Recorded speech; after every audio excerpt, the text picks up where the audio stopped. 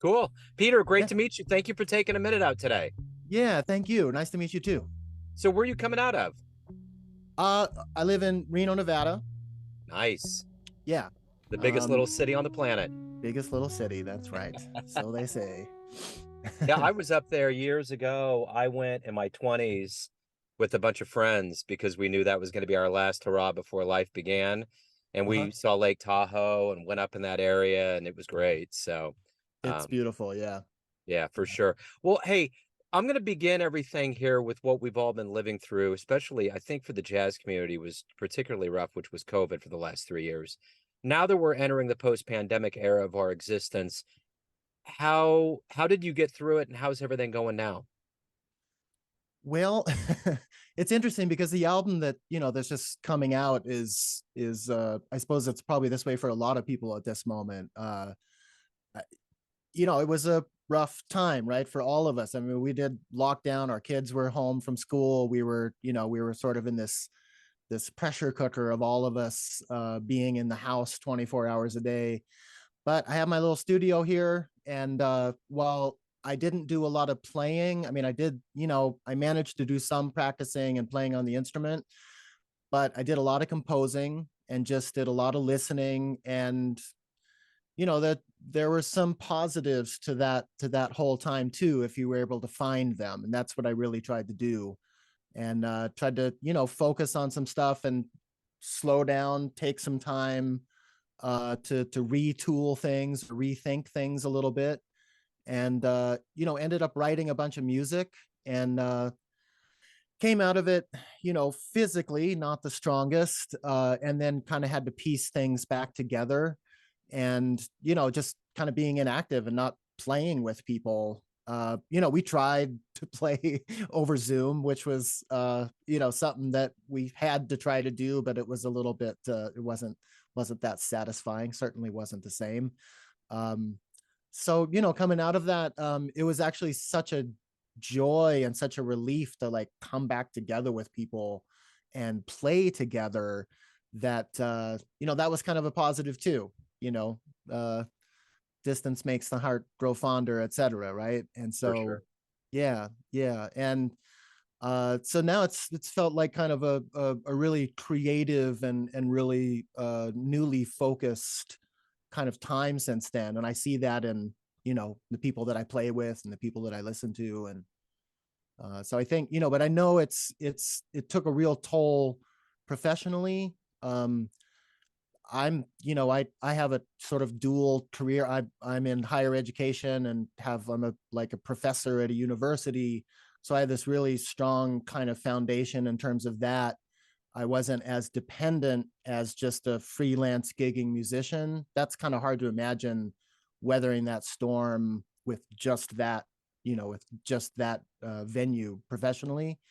Um, and I know it's hard. People are really piecing things back together in terms of touring and making things work financially. Of course, all that's in the it just I mean, inflation is one thing, but just everything is just it just seems so much more expensive to pull anything off, Yeah. or just financially. The equation, it's never been easy, but it's harder now. So Yeah. Well, it has to feel good. It's your first album in a decade, Two Legs Bad. Talk to me a little bit about this project and how it feels to be back at it as, the main name on the album for the first time in such a long time. yeah, it's been a great project, a really satisfying sort of process. Um, it uh, where I teach at the University of Nevada, Reno. Um, One of my colleagues, Adam Benjamin, who plays in Knee Body, he's done tons of other stuff, but he's just Yeah. a absolutely, he's one of my favorite musicians on the planet, and was before he came here. He's probably been here 7 or 8 years now. So we teach together on the jazz faculty, and we play a lot. We've played a lot together in our sort of faculty ensemble, which is called the Manzanita Quintet. So that's like a regular rehearsing and gigging band. Um, but when I started conceiving of this new project, I knew that I wanted Adam to be involved. That was the absolute given. And then I ended up, sort of piecing things together by playing with other, just other people that I was playing with a lot and gravitating towards them. And it ended up being the other four members of the band are all like former students or graduates of our program here in Reno. They're all younger, but just brilliant, brilliant musicians. And, I've learned they're my former students, let's say, but I mean, I'm their student as well. I mean, they're very inspiring and just kind of brilliant, So I decided uh, to what I've done in the past, like my previous album, Polarities, was also with old friends, but three friends that live in New York, where I was for a decade. And so I have, I have strong connections to that community. But the reality of living in Reno and being across the country makes that challenging. So with this band, I really wanted to work with people who were right here, so we could do a lot of gigs, like really work on the music, really get into the music, and then record, rather than sort of relying on the always, to me, always amazing process of really great musicians sort of uh, adopting music and getting inside of it in very short order, with one or two rehearsals, maybe one gig, go into the studio. Um, with those guys, that's possible. But for this music, I kind of went through a different compositional process. And just for myself, I really needed repeated exposure to it so I could edit and tweak a little bit, as well as just kind of get inside a band identity. And so, that kind of all came out post pandemic, sort of put it together. Now the four other members of the band are, several of them, like one's in New York, one's in LA. So we're kind of, distributed a little bit, but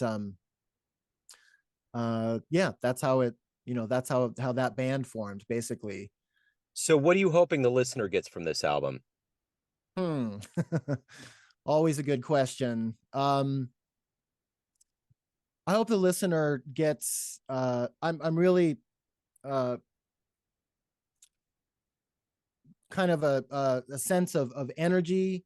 And I mean, you always want things to be well crafted, you always want to be playing well and all of that. But I to me, what's most important is the interaction and the sort of communication that's happening within the music, and feeling like, each time that something gets played, that it goes to a completely different place. And there's this sort of ineffable thing, that happens with musicians who play really well together, and a kind of, freedom and whatever that, I don't really know, it's hard to articulate what I want the listener to experience from that. But I want it to be something that has a kind of impact, that somewhere between, abstraction, so that everybody's going to have their own interpretation, um and, and something that has enough familiarity that there's something to hold on to. And I think, that from the material on this album, it goes to a kind of several different places, at least for me, compositionally.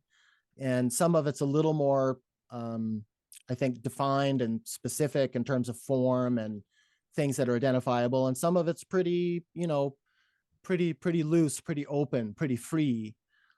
So I hope that people are kind of able to take all of that in. um Underneath all of it is a, kind of joy and love for the music and love for my fellow musicians. And I hope that all of that comes through. So how did this journey begin for you? How did you get into the music? Who were early jazz influences for you? Yeah, I mean, I I had a probably fairly typical starting point. I really got into Charlie Parker. I mean, I'm an alto saxophonist, and I discovered Charlie Parker when I was probably I think in ninth grade is where things really started to take off. And from there, I mean, I had the Smithsonian collection of jazz, so I listened to that, regularly, and kind of found a bunch of, I was like, oh, Miles Davis, oh, Sonny Rollins, and kind of found things that I was really into. Also, my father is a musician. He's a saxophonist, Ed Epstein, and even though he was living in Europe, I guess because he moved to Europe, I ended up having his record collection, and he had a whole bunch of Coltrane. And it took me a minute, but I first got into things like Blue Train and things like that. So, Charlie Parker, Miles Davis, John Coltrane, again, fairly standard kind of foundation, but the best kind of foundation. And from there, I think eventually I kind of discovered Ornette, and Ornette Coleman has been, I'd say, a really sort of central uh, conceptual, aesthetic, and musical influence. Um, to me, the whole concept of like freedom and harmonics and what that means, kind of being accepting, like radical acceptance of everything that's happening musically. If you play with people that you trust and love what they do, kind of nothing can go wrong, right? Just whatever is happening is what's supposed to be happening. And I think that, that Ornette really epitomizes that. And so um, then I got into other people that I think were kind of proteges of him and took this harmonic thing forward, like uh, Ronald Shannon Jackson, James Blood Ulmer, Jamaldine Takuma, people like that. And then also, eventually Pat Metheny and Charlie Hayden, and albums like 8081 and Rejoicing, which to me, Rejoicing is kind of that's like one of my favorite albums of all time. And not to compare in any way myself to them, but this album I think has sort of similar mix. Some very like song like pieces with singable melodies, and hopefully, um, and some stuff again that's defined in terms of form and harmonic structure, and then other stuff that's really open and free, and kind of juxtaposing them and putting them right next to each other, which for me makes sense. Um, and I guess a lot of it is from being so moved and so inspired by albums like that. 8081 and Rejoicing are just two great examples of that. Uh, and then some of the later Ornettes are not later necessarily, but more, not the original quartet, right, or the trio, but like Song X kind of rewired my brain when it came out, and I probably listened to that as many times as anything else that I've ever heard. Um, Henry Threadgill, Bill Frisell. Frisell became another really primary object of my kind of fascination and devotion. I listen to every album that came out I would get. I mean, it's I don't know that I've kept up with everything in the last 10 or 20 years, but there was a time when I would just wait for every release. I saw him, a number of times in person. I got to see the trio with Lovano and Paul Motion, and several times in New York, and saw Frisell's quartet, and it's really a huge influence. Um, Yeah. Yeah, I saw Bill. He was the last show I saw before the world shut down. It was March 3rd. He was in Kansas City. He played at the Art Gallery. He was with Petra Hayden and a trio. And when we walked in, my wife was like, "What's this show going to be like?" Because yeah, I've really baptized her in jazz. And I'm like, I don't know. yeah. Well, Like with it could, Petra, sorry, go ahead. no, no, I was just going to say it could be anything. I had Yeah, no idea. yes, but yeah, but it was pretty wondrous. It was like we all were like cattle before the tornado came in. We all kind of knew something was in the air. First COVID case came out. We were all just kind of in this weird place, and they did their thing. It was good. yeah. March 3rd. That's 10 days before things actually. I mean, for Yeah. somehow that and it was Friday the 13th. I'll never Yep. forget I that. know. I Yeah. know. I Yeah. I was born on a Friday the 13th, so I wasn't afraid. Yeah. I was I good. was married on Friday the 13th, so I Oh, wasn't well, afraid either. there But, you go. turns out we should have been afraid that day. Yeah, a Yeah. couple guys baptized by fire. So what is it that you like the best about being a professional musician? Um, well, I get to keep playing, I get to keep engaging with music, which is since a very early age, long before I started playing music or even thinking about playing music. Although, as somebody who has a parent who was a professional musician, I guess that was kind of always in my consciousness a little bit. Um, but as a very young child, I would, spend hours listening to Beatles and Stevie Wonder and Paul Simon, and just kind of found these records that somehow either found or somebody showed me. And I would just, listen over and over and over and be, just really deeply sort of transported by what I liked and what I was encountering. Same with the radio. I didn't necessarily know who I was hearing, but there were songs that would come on that meant a lot more than the other songs that had been playing. And so then once I started playing, and I got pretty serious fairly young. I hit a really intensive practice regime when I was a freshman, sophomore, junior in high school. Spent many hours a day, and kind of made a big leap up in terms of at least facility, not necessarily knowledge or aesthetic. I mean that takes a long time, right? Yeah. Um, but for me, I feel really fortunate, even though I've had a fairly atypical path, I think, for somebody who's been playing all this time. Again, as a I have a teaching job, which is obviously related to music. I mean, I'm a jazz saxophone teacher and help run a jazz program. Um, but that's related but different again than just being a freelance musician.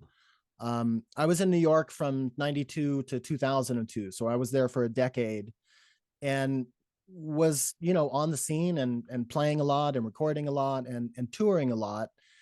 And, life is funny. I mean, after 9/11, I just like everyone, things were, the calendar was completely wiped clean.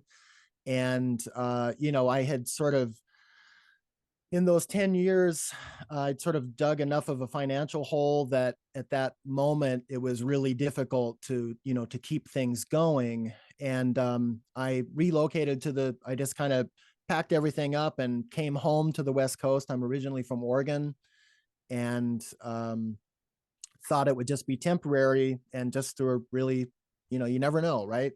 And ended up down here in Reno. They needed somebody temporarily. I've been here for, for for 21 years now. Right And on. so uh but I mean, I still get to occasionally play with the people that I was playing with there. In fact, on Saturday night, a couple nights from now, I'm playing with Ralph Alessi and Mark Ferber, who are kind of coming through town at the end of one of Ralph's tours. So Adam Benjamin and then a great bass player, Zach Turan, who's on my album. We're going to do a gig together. So it's still, I still get to participate in that world a tiny bit. But I've made some other deep relationships musically around me, where I am now. So I think that the main thing is just uh,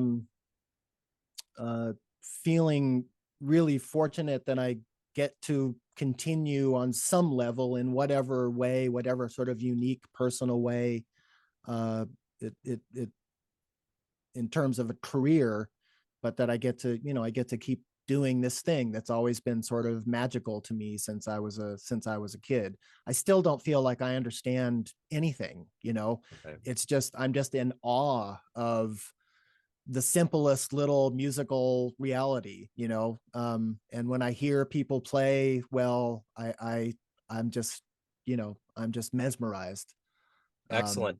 Yeah. So if anyone wants to pick up the new album, see you live, where's the best place to go? Well, the album will be, I think, pretty well distributed, in both physically and digitally. So I think that, all the usual sort of outlets, I don't include CD stores anymore. I mean, in my mind, I'm still thinking Tower Records and places like that, which I used to love to go to Tower Records.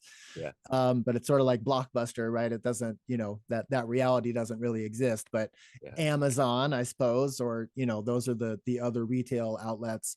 Um, in terms of where to hear the band, I'm working on early sort of baby steps towards trying to put together a tour on the West Coast, but nothing is solid right now, so I can't really name any venues or. But I hope people will look out for it, and we'll be doing whatever kind of social media blast we can do to get the word out once it's happening. But here in Reno, play a lot at a place called Laughing Planet, which is this wonderful uh, restaurant and venue that has just been super super supportive and is a really really cool place to play and kind of workshop things. It's right next to campus, and they've been really, really supportive of our program and our students. We've had a weekly jazz night there for probably going on 7 or 8 years now. And a lot of our students play there on the weekends. And, whenever I want to do a gig, put something together, they're always really open to that. So, right on. um, yeah. Cool, man. Peter, this has been great. Thank you for opening up. Thank you for giving us your time today, and best of luck with the album. Thanks so much. It's really been a pleasure talking with you, Joe. Absolutely.